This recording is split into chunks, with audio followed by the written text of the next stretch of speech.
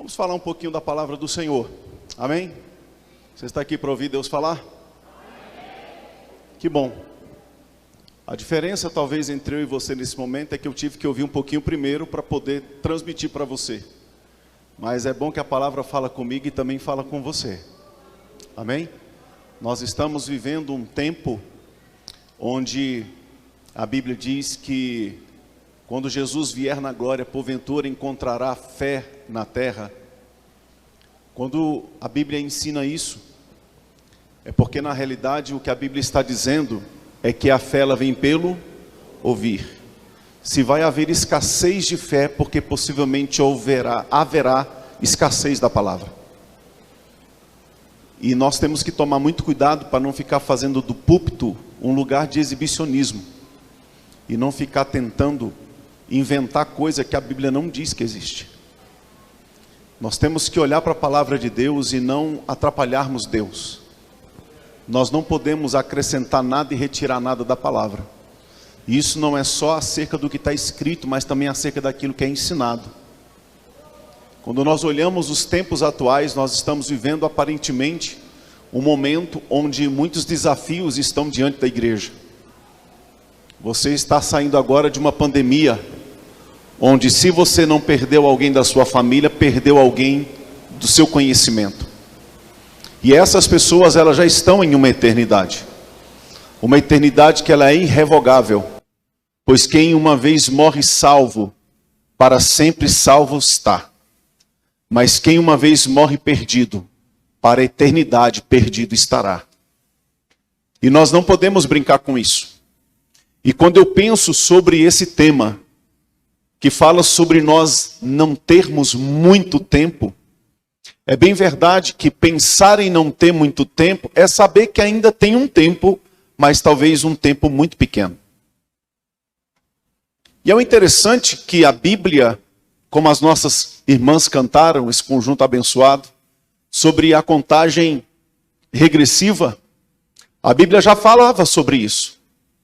Se você olhar 1 Timóteo, capítulo 3, versículo 1, Paulo já falava dos últimos tempos. Quando você vai para 2 Timóteo, capítulo 4, versículo 1, Paulo falava dos últimos dias. E o irmão João, na sua primeira epístola, no capítulo 2, versículo 18, ele falava da última hora.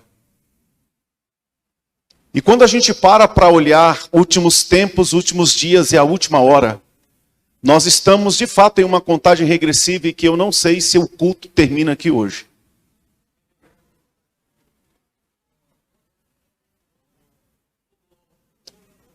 E o que eu acho interessante acerca do tempo é que nós ficamos tentando limitar o nosso tempo em relação a Deus. E a Bíblia diz, não te apresses em sair da presença do Senhor.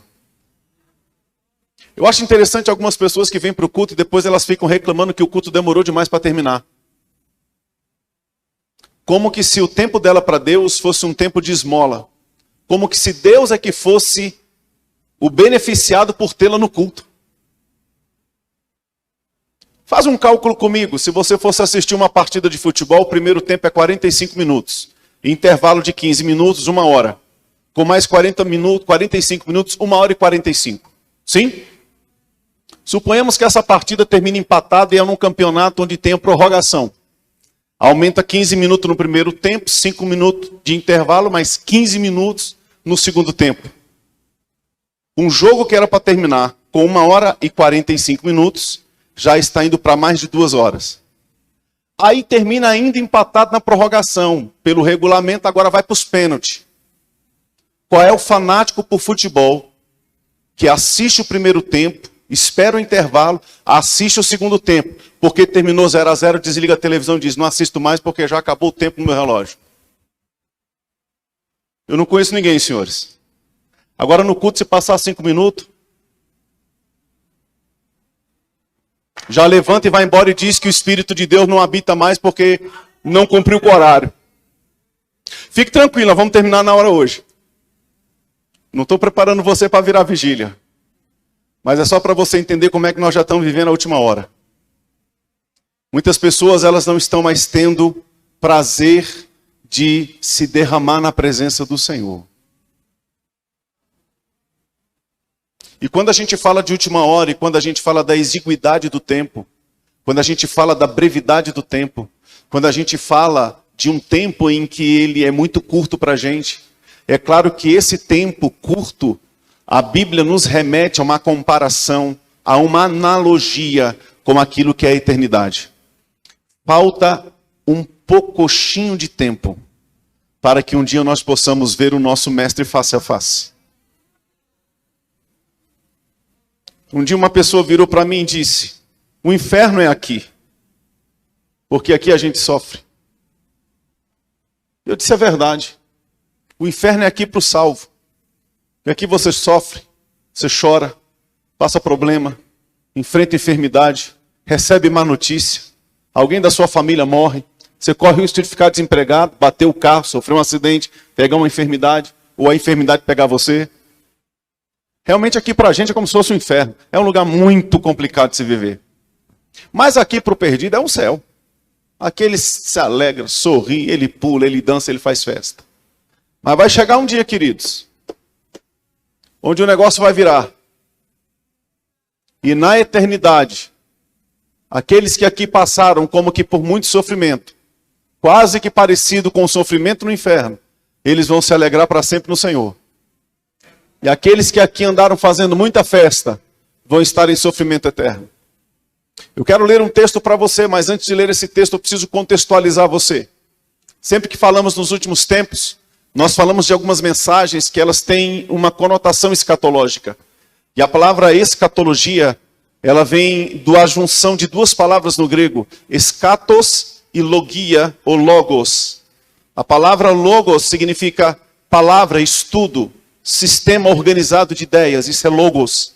E a palavra eschatos quer dizer fim, final. Então, quando nós estudamos escatologia, nós podemos, pela palavra de Deus, vislumbrarmos aquilo que Deus já disse que aconteceria e que eu e você não vamos mudar os acontecimentos de Deus. E eu encontro algumas pessoas dizendo: se eu não posso mudar aquilo que na Bíblia já está escrito, não tem sentido eu ser crente. Sim, tem sentido você crente, porque você não pode mudar o que está escrito, mas você pode escolher de que lado da escritura você vai estar. Você não vai mudar que vai haver um arrebatamento, você não vai mudar que vai haver uma tribulação, você não vai mudar que vai haver um sofrimento eterno, você não vai mudar que vai haver uma eternidade com Deus e uma eternidade sem Deus, mas você pode decidir em que lado da escritura você vai estar.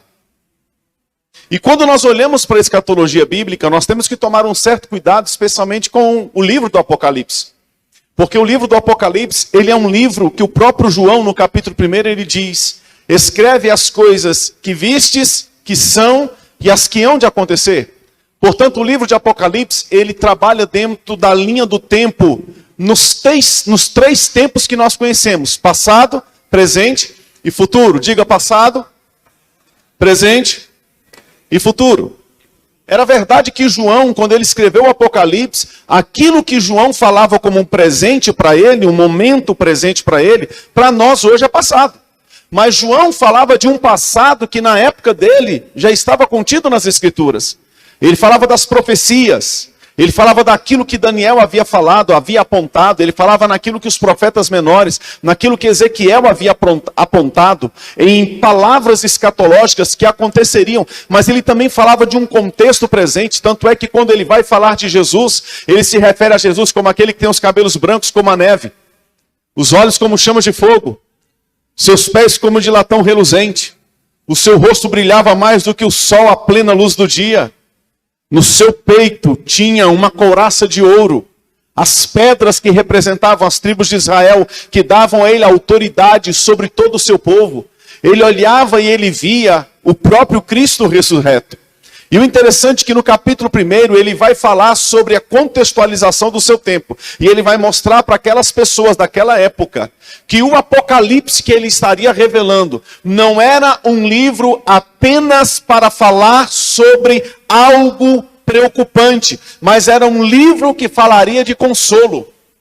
No capítulo 2 e capítulo 3 de Apocalipse nós temos a revelação do Senhor às igrejas.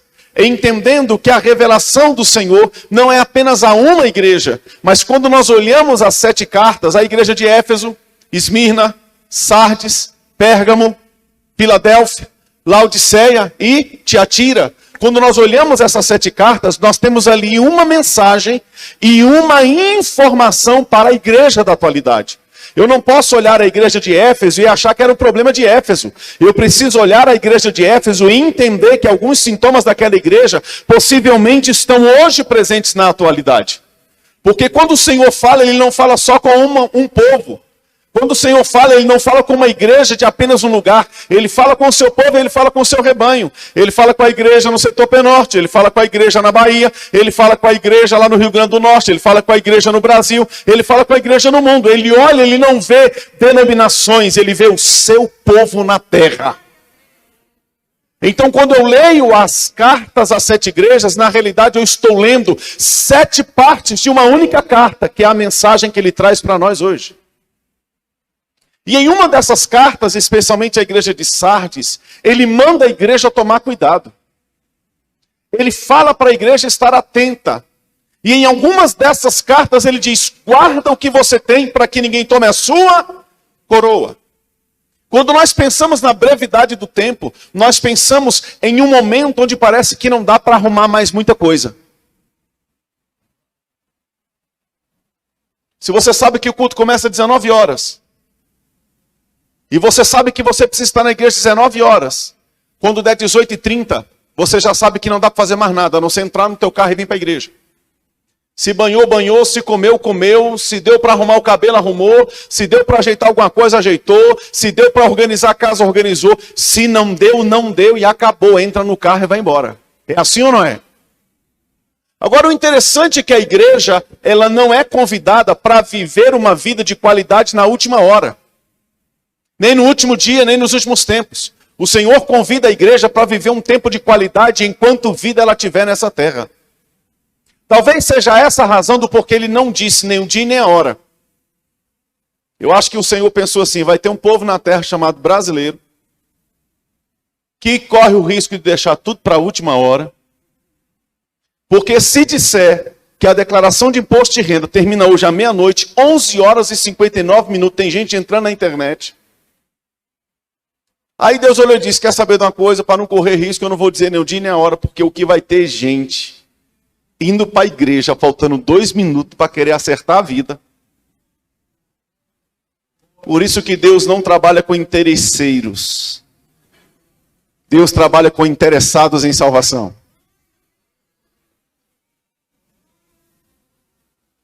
E aí quando a gente olha para Apocalipse, a gente vê o Senhor falando com a igreja da atualidade através das 7 cartas. O interessante é que a partir do capítulo 4, você não vê ele falando de igreja. Possivelmente no capítulo 4 a igreja foi arrebatada. No capítulo 5, você já vê o Senhor sendo glorificado. E você vê João contemplando a abertura dos selos. E quando João começa a contemplar a abertura dos selos, muitas catástrofes começam a acontecer. 7 trombetas, 7 taças, 7 selos, 7 flagelos, 3 ais, 2 bestas, o anticristo, o falso profeta. A terça parte das estrelas caem, a terça parte do sol escurece, a terça parte das águas salgadas apodrece e morrem os peixes, a terça parte das águas doces apodrecem, se tornam amargas e morrem os peixes, a terça parte de toda a porção da terra pega fogo e acaba com tudo. Estrelas enormes do peso de 1 talento caem do céu sobre as pessoas. A Bíblia diz que essas pessoas elas vão procurar a morte e a morte vai fugir delas. A Bíblia diz que elas estarão correndo para os montes e se encostando nas ribanceiras e dizendo, monte cai sobre nós, mas a Bíblia diz que até a morte vai fugir delas. E quando nós olhamos para isso, me impressiona, abra sua Bíblia no capítulo de número 17.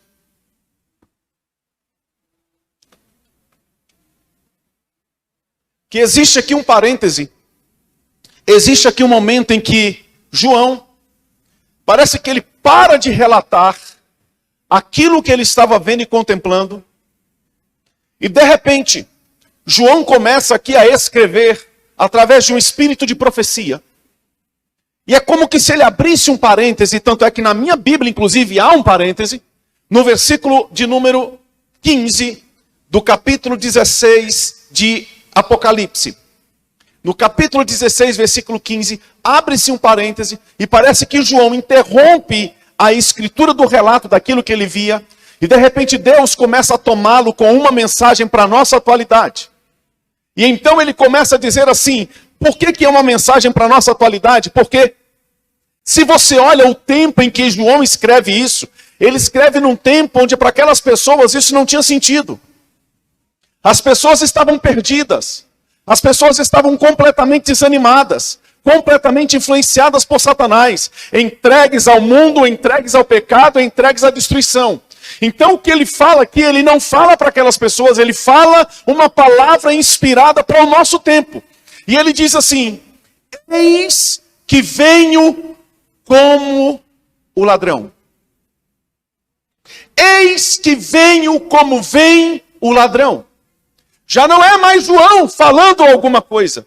É ele ouvindo e percebendo no reino do Espírito alguma coisa que uma palavra do Espírito trouxe a ele pelo Espírito de profecia, e ele relata uma mensagem de Jesus, não para a igreja que estará na tribulação, porque a igreja não estará na tribulação, mas para uma igreja que estará às portas da tribulação, e ele manda a mensagem para a igreja, dizendo, eis que venho como vem o ladrão, sem avisar dia, sem avisar hora, de forma abrupta, de forma inesperada. Por isso que a palavra arrebatamento é a palavra grega raprazo, que quer dizer ser tirado repentinamente, ser tomado de súbito. E ele continua dizendo, bem-aventurado aquele que vigia e guarda as suas vestes, para que não ande nu e não se veja a sua vergonha. Do que ele está falando aqui nesse versículo?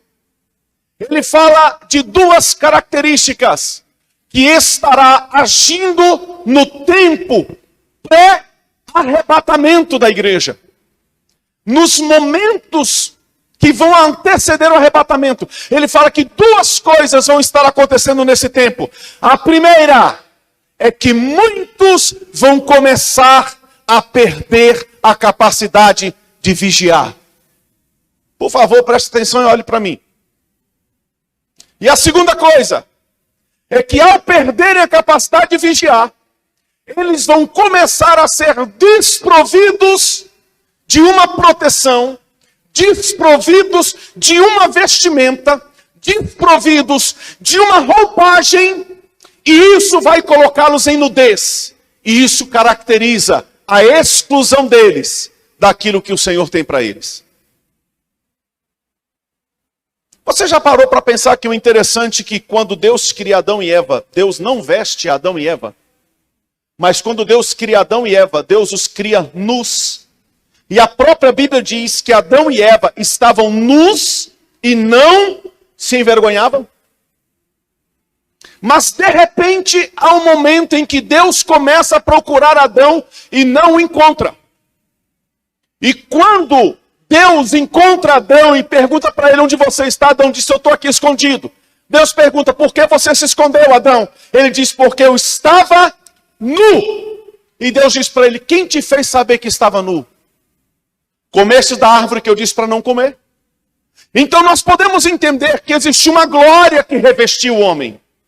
Existe uma presença que revestiu o homem e que fazia com que ele permanecesse no lugar onde Deus queria que ele estivesse. Reinando, governando, se relacionando com Deus e tendo intimidade com o Senhor. A Bíblia não fala de uma veste para o seu corpo, mas de um revestimento de glória para a sua vida no Espírito. Agora aqui, a Bíblia vai usar a mesma característica para especificar que haverá uma nudez. E se haverá uma nudez, e não se refere a uma nudez de roupa, mas se refere a uma nudez de estar desprovido do revestimento de Cristo, então o que a Bíblia está dizendo é que esse tipo de crente vai começar a se entregar a uma vida de pecado. Porque Adão só percebeu a nudez depois que ele entendeu que ele havia pecado. Agora, por que isso vai acontecer? Porque, em primeiro lugar, eles estarão vivendo uma vida sem vigilância. Diga comigo, vigilância. Diga de novo. Olha para o irmão e diga, vigia, irmão. Dá uma olhadinha para outra pessoa, aponta o dedo profético para ele assim. Não aponta não para ele não ficar chateado. Mas fala para ele assim, com a sobrancelha, vigia, crente. Fala para ele, vigia na terra dos viventes. Meu querido, deixa eu dizer uma coisa. Nós estamos vivendo num tempo onde parece que as pessoas estão decidindo brincar com um leão dentuço. Tem gente que está brincando com quem não sabe brincar. O diabo não brinca de ser diabo. Deus não brinca de ser Deus. Crente, não brinque de ser crente.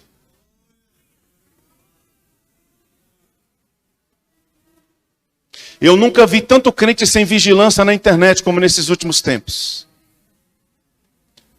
Fala muita coisa, não sabe o que fala e depois se perguntar ele não lembra o que falou. Acha que tem um martelo e tribunal para falar tudo, dizer de tudo. Vai para o YouTube falar bobagem. Vai para o Facebook falar bobagem. Vai para o Instagram falar bobagem. Vai tirar fotinha de selfie para se autopromover. Eu acho que está num tempo em que nós começamos e precisamos voltar a manter uma vida de vigilância. Vamos começar a colocar os olhos sobre a nossa vida, porque a Bíblia diz que aquele que pensa que está de pé, cuidado para não cair. O interessante é que a Bíblia não me manda julgar o outro, mas me manda julgar a mim mesmo. A Bíblia diz que eu não posso tirar o cisco do olho do outro se eu tenho uma trave atravessada na minha face. Eu não estou aqui para trazer condenação para a tua vida, mas eu estou aqui para dizer uma coisa para você, crente. Vigia. Vigia com o que tu posta. Vigia com a foto que tu tira. Vigia no lugar que tu frequenta. Vigia os grupos de WhatsApp que tu faz parte. Vigia com aquela fotinha que você compartilha. Aqueles memes que você gosta de mandar para alguém. Uns videozinhos que você gosta de ficar achando graça. Vigia com a internet. Vigia com o site. Vigia com a senha do teu celular. Vigia com o teu relacionamento. Vigia com o teu namoro. Vigia com as tuas finanças. Vigia com o jeito que você dirige seu carro. Quem está perdendo a vigilância, irmão? Você tem que andar ligado, irmão. Vigiando. Você já viu aqueles camaradas do carro forte? Na hora que vai trocar o caixa eletrônico de algum lugar, ou vai repor dinheiro, ou vai pegar dinheiro, ele já desce um com a 12 grandona, já para assim, já começa a olhar. Olha para você assim, você fica constrangido. Jesus, me cobre com teu sangue. Se eu tenho cara de bandido, muda ela agora, Jesus. Já desce o outro também, já com a mão aqui. E o outro vai com o malote andando rápido. O que é isso? Vigilância. Você olhou e viu alguma coisa que mexeu com você? Não pense que porque você olhou uma vez tem que ficar mantendo os olhos. Não brinque com a carne porque a carne não presta. Não brinque com o diabo porque o diabo não sabe brincar, irmão. Não subestime o seu limite. Quando a mulher foi mexer com José, e eu acredito muito numa mensagem que um dia eu ouvi de Abílio Santana, ele disse assim, irmão, se a mulher na casa dela já estava querendo arrancar a roupa de José, como é que a endemoniada não estava então? O que o José fez quando ele olhou aquilo? Não, irmã, misericórdia, sangue de Jesus tem poder. Fica aqui, eu fico aqui, tá tudo bem, a gente continua amigo, mandando WhatsApp um pro outro, mas tá tudo na paz. Foi isso? Perna para que te quero, Jesus, porque te ame, ó. Aí Paulo, depois, escrevendo Gálatas e Efésios, ele vai nos ensinar qual foi a ideia de José. Ele diz assim, fugir da prostituição. O interessante é que a Bíblia manda você resistir o diabo, mas não manda você resistir à tentação. Manda você fugir. Fuja! Ah, porque eu estou no meu ambiente de trabalho, aquele irmão ou aquele homem, ele é tão carinhoso, ele é tão educado comigo. É laço, filha, chuta, é macumba gospel. É demônio. Ai, aquela irmã, aquela moça que trabalha lá. Querido, é diabo de saia. Manda embora. Vigia. Vigia. Vigia com as musiquinhas que você gosta de ouvir. Vigia com o negócio do sertanejo universitário. Vigia com aqueles negocinhos lá do teu Spotify que só você tem a senha. Vigia. Eu não entendo. Desculpa, irmão, em nome de Jesus. Eu não sei se eu volto, então tenho que largar tudo aqui hoje. Vigia, homem! Com esse negócio de não ter a senha para a tua esposa do teu celular. Tem uns cabras que dizem assim, eu não dou senha do meu celular para minha esposa. Ela tem que confiar em mim assim. E se você não tem nada que esconder dela, qual o problema de dar senha? Porque ela ciumenta demais. A melhor coisa que você pode fazer é dar a senha para ela e dizer assim, olha. E ela olhando, e você... Achou alguma coisa e ela... Continua procurando. Se não tem o que temer, não tem por que esconder. Não, eu não dou a senha do meu celular para o meu marido, não. Por quê? Está escondendo alguma coisa? Está tirando a foto com a alcinha gospel baixada? É porque está generosa demais com alguém? É porque está começando a gostar de ser chamada de querida no trabalho por um homem que não tem nada a ver com você? É porque o cheiro de alguém, a voz de alguém já mexe com você e quando esse alguém não está no trabalho, parece que o seu dia está incompleto porque esse alguém faltou no teu trabalho. Ah, mas é porque eu estou vivendo uma crise no meu casamento. E desde quando crise é justificativa para não vigiar? Jesus estava tendo uma crise de fome no deserto. Quando Satanás disse, pega a pedra, transforma em pão, se és filho de Deus. Ele disse, está escrito, nem só de pão vive o homem vive da palavra que sai da boca do meu Pai. Mas Jesus, o caminho para a cruz vai ser difícil. Rapidinho, dobra o joelho e me adora, tudo te dou. Está escrito, somente ao Senhor teu Deus adorarás e somente a Ele prestarás culto. Mas Jesus não tem problema, lança-te daqui abaixo, está tudo resolvido. Não vou tentar o Senhor meu Deus. Por que isso? Porque aprendeu a viver uma vida de vigilância. Vida de vigilância. Não conversa com o sexo oposto, botando a mão o tempo todo. Graças a Deus pelo distanciamento social. Está fazendo muitos irmãozinhos se converter. Porque tem umas mãos bobas que só sabem conversar com os outros tocando. Dá vontade de perguntar, irmão, você é cego? Você é cego, irmão. Eu vou orar para você ser curado agora. Pastorei uma igreja que tinha na portaria um diácono, grandão.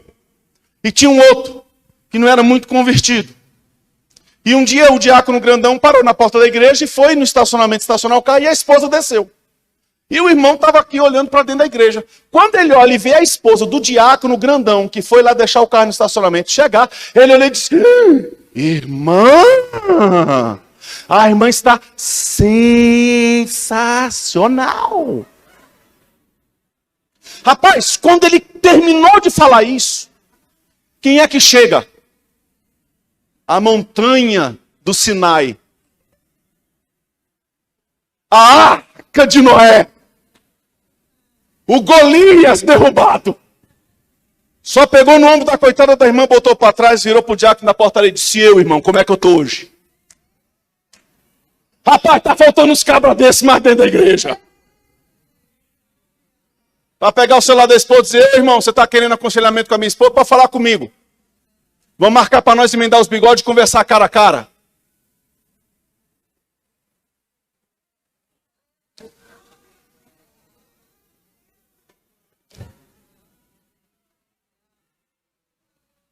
A gente não tem que ter medo de ser humano. A gente não precisa ter medo de sexo oposto. Mas a gente tem que aprender a respeitar sexo oposto. Paulo dizia, as mais novas do que eu são como minhas filhas. As da mesma idade que eu são como minhas irmãs. As mais velhas do que eu são como minhas mães e vós. É assim que eu trato as mulheres da igreja. A palavra é vigia. A palavra vigia é uma palavra que tem que ser tão usada para esse tempo, que eu quero meditar com você rapidamente num texto da Bíblia. e que eu tenho percebido que esse texto ele pode estar sendo mal interpretado e por isso está sendo pregado de uma forma equivocada. Eu quero ler esse texto para você. Mateus capítulo 25.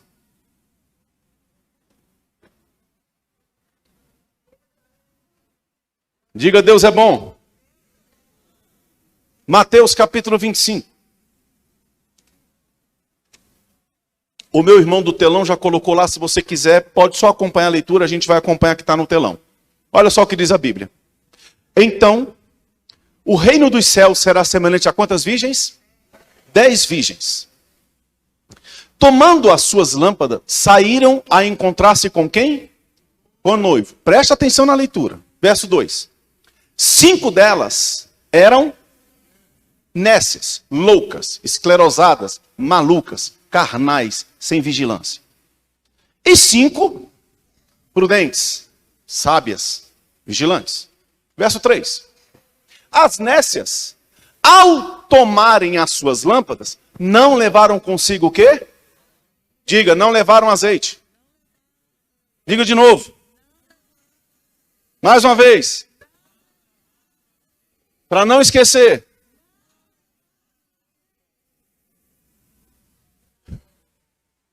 Não levaram azeite nas vasilhas. No entanto, as prudentes, além das lâmpadas, levaram azeite nas vasilhas. E tardando o noivo, todas foram tomadas de quê? Quantas dormiram? Quantas adormeceram? Todas são quantas? Então as 10 dormiram? As 10 adormeceram? As 10 estavam dormindo. E olha o que diz a Bíblia no verso 6. À meia-noite, ouviu-se um grito. Eis o noivo, saía ao seu encontro. Verso 7. Então, se levantaram quem? Só as 5 nécias? Só as 5 prudentes? Não. Se levantaram quem? Todas as 10 que estavam dormindo foram acordadas pelo grito e todas as 10 se levantaram. E ao se levantarem aquelas virgens, elas prepararam as suas lâmpadas, que tinham todas as 10 lâmpadas azeite. Certo? Não foi isso que nós lemos nos versículos anteriores? Todas as 10 tinham 10 lâmpadas e todas as lâmpadas tinham azeite. O diferencial é que era nas lâmpadas das virgens prudentes, além do azeite nas lamparinas, ainda tinha azeite de reserva. Mas das loucas só tinha azeite na lâmpada, não tinha na reserva. Certo até aqui? Tudo bem até aqui? Você está me acompanhando? Diga amém. As nécias então disseram às prudentes: dai-nos do vosso azeite, não do da lâmpada, mas do azeite da reserva. Para quê? Porque as nossas lâmpadas estão começando a se apagar. E a gente precisa fazer a reposição do azeite da lâmpada. Presta atenção. Eu não estou pregando, estou interpretando o texto. E eu já percebi que alguns problemas de pregação não é de Bíblia, é de interpretação. É no português. Nós só estamos interpretando o texto aqui até agora. Aí o versículo 9 diz: mas as prudentes disseram, responderam a elas: não, para que não falte o nosso azeite e também o seu azeite.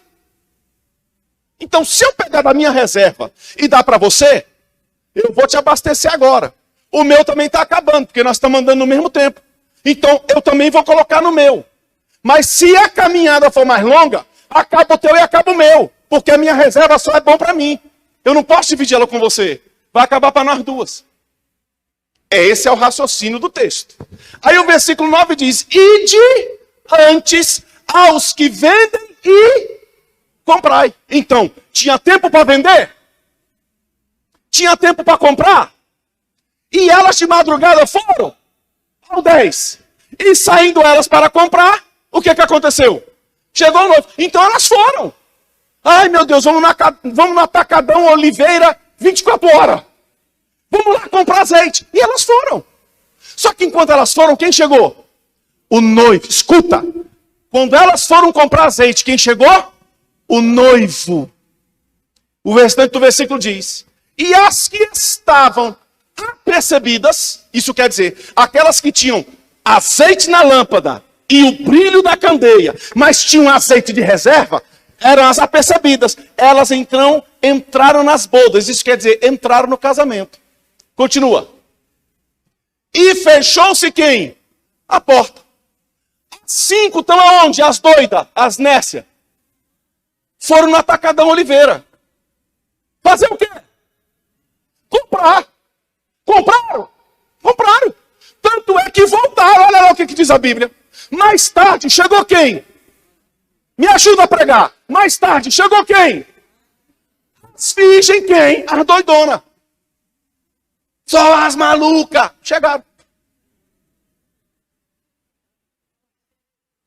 As desviadas. Chegaram. São as carnais. Chegaram. Quando elas chegaram, perceberam. Porta fechada, estamos do lado de fora. E lá do lado de dentro tinha o quê? Festa de casamento. O que elas começaram a fazer? Começaram a clamar. Alguma coisa foi feita na hora errada. Porque não era hora de correr atrás do prejuízo. Era hora de estar pronto.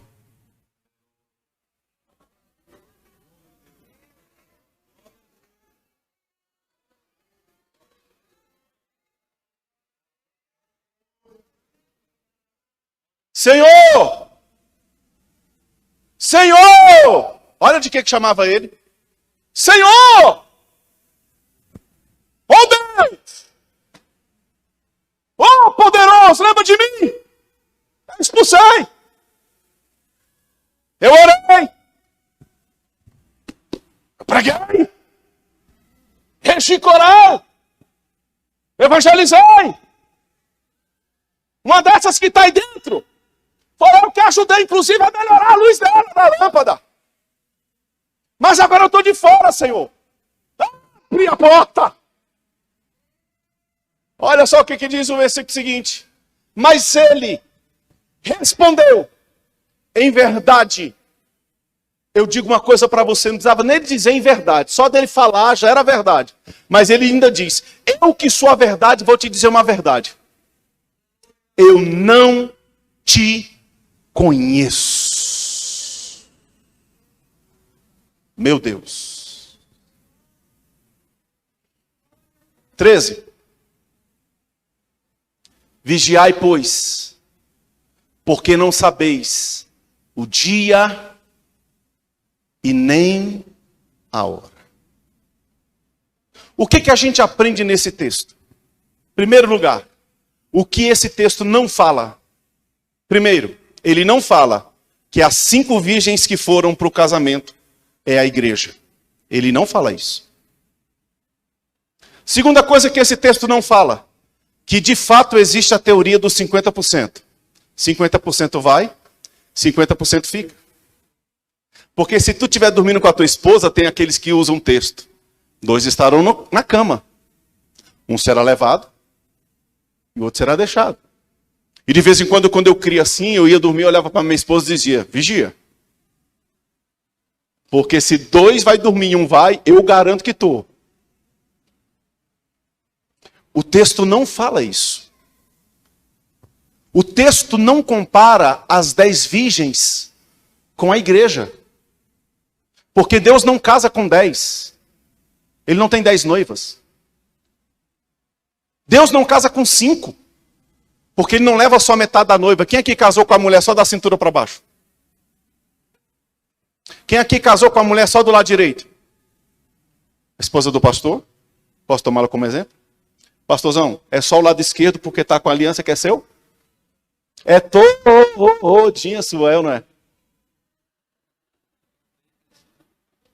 E o pastor ainda está dizendo que tem registro no cartório e nota fiscal do negócio. Qual é o louco que casa com metade da noiva? Me diga, gente. Aí você olha para o texto e você pensa, não, porque é 50%, 50% não. Porque todas tinham lâmpada, todas tinham azeite, todas tinham fogo, a lâmpada brilhava, as 10 foram convidadas para o casamento. Quando o sono chegou, as 10 dormiram, as 10 eram virgem.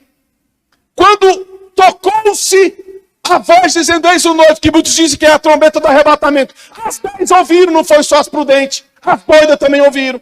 Não vai ouvir a voz do arrebatamento quem não for salvo. A trombeta do arrebatamento é só o crente salvo que vai ouvir, o ímpio não vai ouvir. Então aquela voz, eis o noivo, não é a voz do arrebatamento. O que esse texto então representa para mim e para você? Esse texto representa que dentro da cultura de Israel, ele está ensinando uma lição para a gente. Você tem que aprender a vigiar, porque aqui o azeite é o combustível que mantém a luz da caminhada acesa.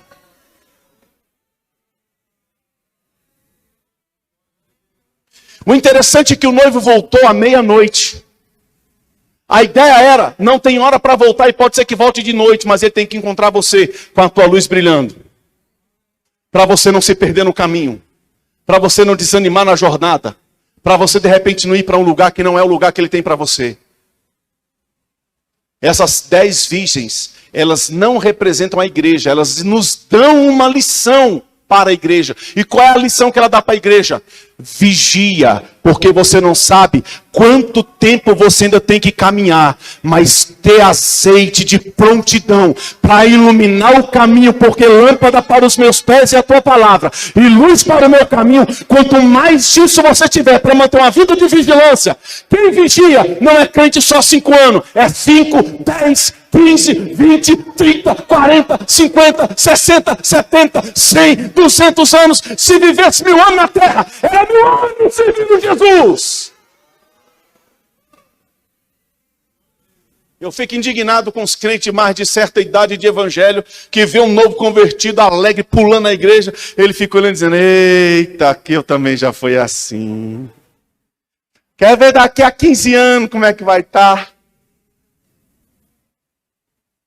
É uma nécia louca falando. Porque já perdeu o azeite. Para que azeite? Já basta carregar isso aqui. Ainda vou ficar carregando peso de reserva. Não sei quanto tempo ainda vai demorar. Para que eu ainda vou ficar me esforçando tanto? Vamos viver aqui no superficial. Vamos viver aqui no agora. No fast food gospel. No drive-thru do Evangelho Santo. É rapidinho. A gente está aqui. Daqui a pouco vai para casa. Não tem problema não. Crente dá glória e na igreja. E grita gol mais alto do que dá glória na igreja. E está tudo bem. Está tudo em paz. Sabe o que é isso? Falta de azeite, de vigilância. Falta de você dizer, como disse Caleb, ei, se passou 40 anos. Eu tinha 45, agora tenho 85, mas estou hoje como naquele dia. Não é tempo de evangelho que faz você perder a graça do evangelho. O que faz crente perder a graça do evangelho é vida de brincadeira de ser crente. Hoje senta aqui, amanhã senta ali, depois no terceiro, no quinto, no sétimo, no último, em pé na porta, no estacionamento, olhando o carro, quando você procura não está mais na igreja. O que é isso? Perdendo azeite, da vigilância, da prudência, de uma vida atenta, de uma vida sem se misturar com o pecado, se misturar com o mundo, mas consagrada a Deus, dedicada ao Senhor. Uma vida onde você decide abrir mão do mundo, mas não abre mão do seu Jesus.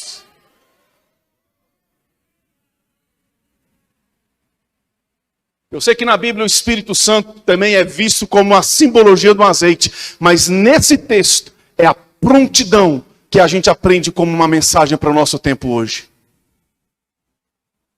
A gente tem que estar mais atento, irmão. Eu fiquei admirado. Me desculpa, pelo amor de Deus, eu não conheço a sua vida, não. Mas tem uns crentes que preferem deixar de ler a Bíblia para ficar assistindo a novela da Bíblia.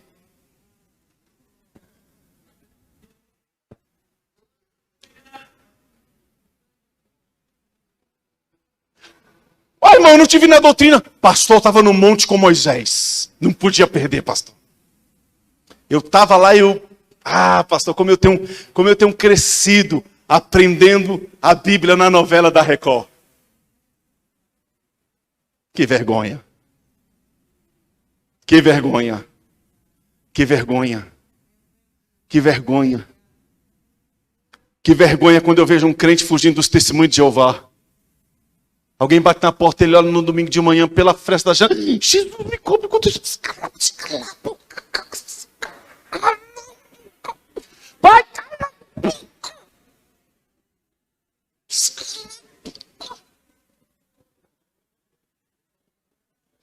Porque se ele abrir a porta do testemunho de Jeová, tudo bem, posso falar dessa revistinha para você. Ele não tem o que dizer para o testemunho de Jeová. Nada contra o testemunho de Jeová. Mas já que você às vezes não sabe ir a alguém para evangelizar, deixa Deus trazer eles para você evangelizar. Olha que Deus bom. Traz um peixe, prende no teu anzol e só fala para você, enrola e puxa. Mas a gente às vezes não sabe de Bíblia. A gente olha para a nossa criança e fala assim, fala bem inglês. Menino com 8 anos já sabe de tudo de matemática. Mas Bíblia? Não pode ler muito a Bíblia não, porque a Bíblia é difícil. Difícil o quê? É o único livro que você lê tendo na sua companhia a presença do autor e inspirador que fez o livro. Como é que você não vai aprender um livro desse, irmão? Olha para o irmãozinho do teu lado e diga, vigia, crente. Vigia com o que tu fala. Vigia com o que tu faz. Vigia para onde tu olha. Vigia com a tua boca. Vigia com teus ouvidos. Vigia com teu coração. Sabe o que é, pastor? Dentro da igreja não tem muita moça, não. Até porque as que tem é muito exigente. Deixar virar 40 solteira. Mas lá no meu trabalho tem uma menina que é uma benção, pastor. É crente, irmão? É não, pastor. Eu acho que até é, ela só não sabe que ela é, pastor. Eu vou namorar com ela, vou ganhar ela para Jesus.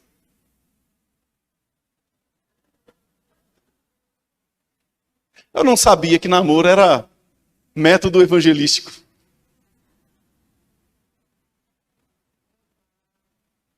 E tem umas moças que também faz isso. Pastor, o rapaz é uma benção. É crente? Pastor, não é não. Mas ele é melhor do que muitos que eu conheço.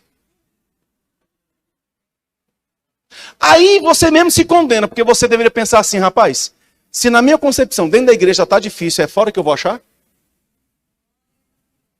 Você não entende que é uma questão de inteligência? Não é nem do Espírito Santo, não. Desceu o Espírito Santo. Eita que eu falo contigo. Não precisa disso, não. É só ser inteligente para pensar. Se dentro da igreja eu já acho que está difícil, será que é lá fora que vai estar fácil? Ou você acha que o diabo vai atrair você com o quê? Com carniça ou com filé mignon? Agora, na hora que você chegar em casa e tirar a embalagem da Boticário, tu vai ver a carniça que está no perfume, filho. Você acha que o diabo é besta? Ele não é não. Ele derrubou, foi Adão e Eva, que nem pecado tinha. E a gente vai ficar dando anistia para ele, vai ficar dando mole para ele. Vai ficar vivendo uma vida sem vigilância. Não é isso que a Bíblia ensina. Jesus disse, olhai, orai e vigiai. Porque o espírito está pronto, mas com a carne você não brinca. Porque a carne pode estar enfraquecida contra o pecado. Eu quero que você entenda que como nós temos pouco tempo, eu sei que é bom pular, eu sei que é bom correr, eu sei que é bom orar, eu sei que é bom falar em outras línguas, eu sei que é bom ser batizado com o Espírito Santo. Tudo isso é maravilhoso, mas da mesma forma que você recebe isso numa noite, em uma noite você pode perder tudo isso, se você não tiver vida de vigilância. Corra, pule, grite, louve ao Senhor, ore em outras línguas, faça tudo o que você puder fazer, mas depois disso, se mantenha firme em Jesus. Vigilante, atento. Ah, mas tem 2000 anos que ele está dizendo que vem, não tem problema. Eu não o sirvo baseado no tempo de espera, eu o sirvo baseado na expectativa de vê-lo novamente. É isso que me faz, porque a Bíblia diz em 1 Tessalonicenses 5:23, portanto, meus amados e queridos irmãos, consagra a ele o vosso espírito, alma e corpo, para que isso lhes seja conservados, íntegros e irrepreensíveis, até quando? Até a sua vinda. Ah, Senhor, tem 10 anos, estou cansado, estou desesperada, cansei, vou tomar meus pulos. Não, é até ele vir. Ele já veio? Não, então continua firme. Mas se demorar 10 anos, continue firme. E se me der um sono, continua firme. E se mudar isso, se mudar aquilo outro, continua firme. Estou chateadinho com o fulano, vou mudar de igreja. Não foi o fulano que morreu com você na cruz. Foi ele, então continua firme nele. Porque eu acho que a igreja está mudando isso, está mudando aquilo. Qual o problema? Você está firme nele, irmão. Fica firme nele.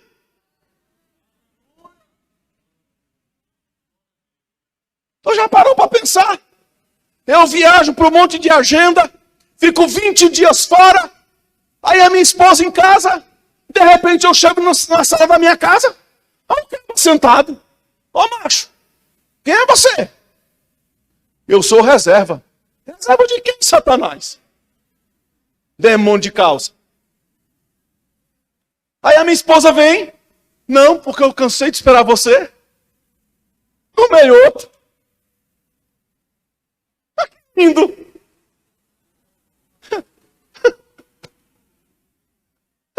vou te obrigado pelo livramento que você me deu. Você acabou de mostrar que você não me merece. Por que ele disse lá, não vos conheço? Porque ele falou, só estavam preocupadas com elas. Não estavam preocupados com a minha intimidade, por isso que eu não conheço. Quando você vigia, irmão, quando você abre os olhos, é porque você começa a entender que a sua vida não é sua. É dele. E sabe o que eu acho lindo no Evangelho? Para eu entregar o microfone. É que o diabo olha das regiões celestiais onde ele habita. Ele não habita debaixo da terra. A Bíblia diz que ele habita nas regiões espirituais. De lá onde ele está, quando ele olha para a terra, ele olha um bar e diz assim, meu. Ele olha um motel e diz, meu. Ele olha uma boca de fumo e diz, minha. Ele olha um bordel e diz, meu. Um prostíbulo, meu. Um bar, meu. Ele olha as gandaias, meu. Uma boate, minha. Ele vai olhando dizendo, meu, minha, eu sou o Deus desse século. E tal. Aí de repente ele olha e vê a igreja. Aí ele diz,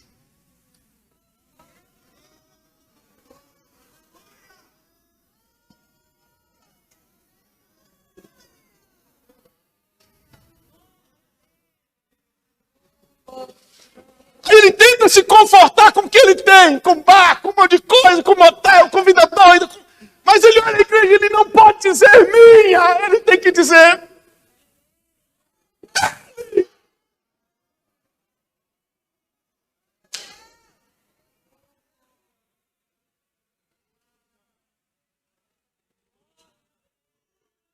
Vai chegar um tempo em que ele vai dizer, agora tudo é meu. Mas hoje ele não pode dizer que tudo é dele. Porque você ainda está aqui. Você não é dele. Você não pertence a ele. Você é nação santa. Sacerdócio real. Geração eleita.